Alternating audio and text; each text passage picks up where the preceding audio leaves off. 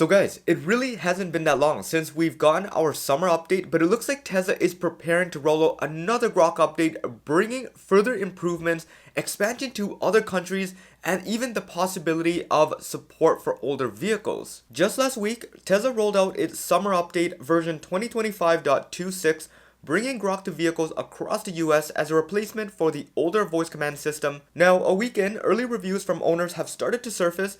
Initial impressions have largely been positive, with Grok handling requests quickly and responding in a natural human-like manner. However, with it being constrained to US data, responses are the same regardless of where you are, tailored to the Imperial system and America-specific services.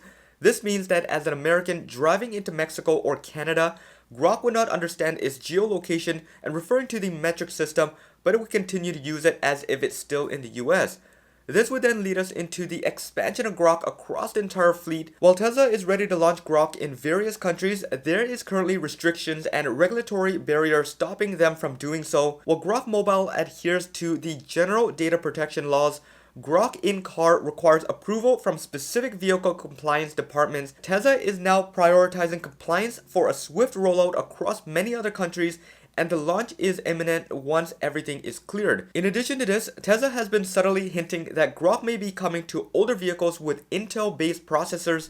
The first clue appears on Tesla's own homepage, where Grok's banner notes that the feature is currently requiring AMD processors, but also states that hardware requirements are subject to change.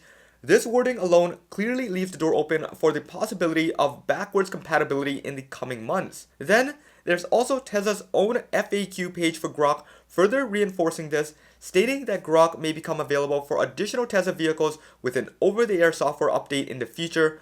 This also strongly suggests that Tesla is either actively working on Intel-based support or seriously considering it. Grok itself works by recording your voice, sending the data over to Tesla's server, and sending the answers back as audio.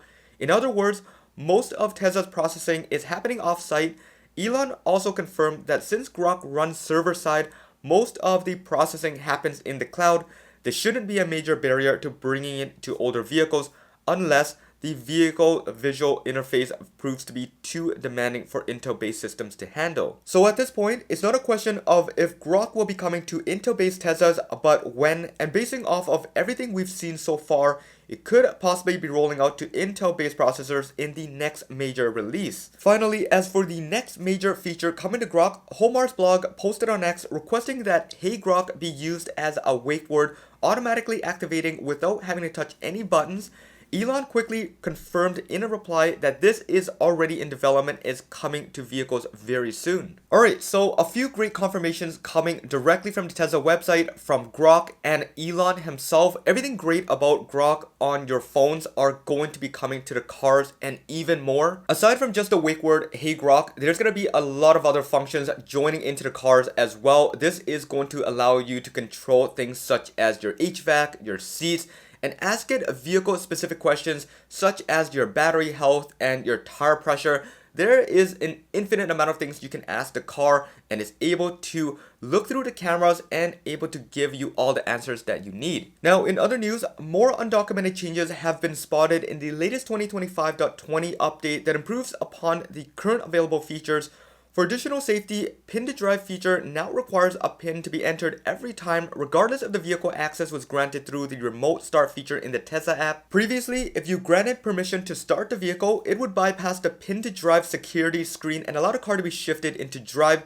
This is no longer possible with the latest update, and you're going to have to give the pin to the passenger and the driver expected to use the car. Similar to the front warning introduced in a previous update, Tesla will now alert drivers if the trunk is open when shifting into drive. Drivers can either acknowledge the warning and continue driving off, or choose to close the trunk by pressing the on-screen button. Now, when using the voice command features or using Grok, Tesla will now display an orange dot near the top of the screen, letting users know that the vehicle is actively using the microphone.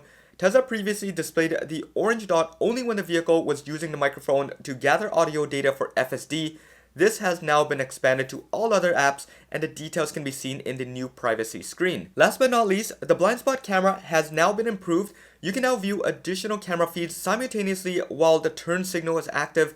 Previously, the camera app and the blind spot view couldn't be used together, but this update removes that limitation. So there we have it, guys. Lots of impressive stuff happening on the software side. The company is really starting to focus and prioritize on the comfort and experience of owning a Tesla. We're now getting features and options that we've long requested and finally starting to appear in this year's software update.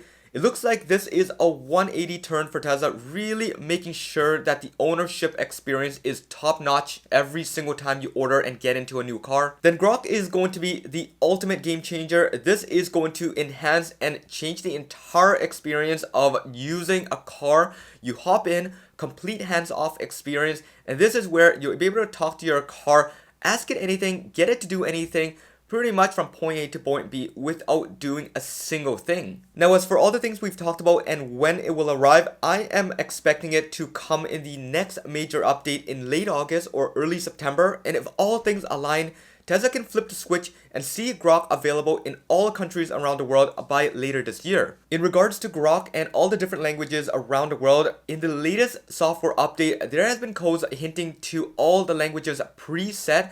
Everything is done as of right now, and we're just waiting for regulatory approval. Once that is done, everything is good to go, and they can simply just click a button even without a major update and have Grok ready and there for you to use. Now, in addition to this, some might be asking about all the different languages around the world and how Grok is going to simply be turned on. Tesla has, in their latest update, given hints pointing to all the languages already preset.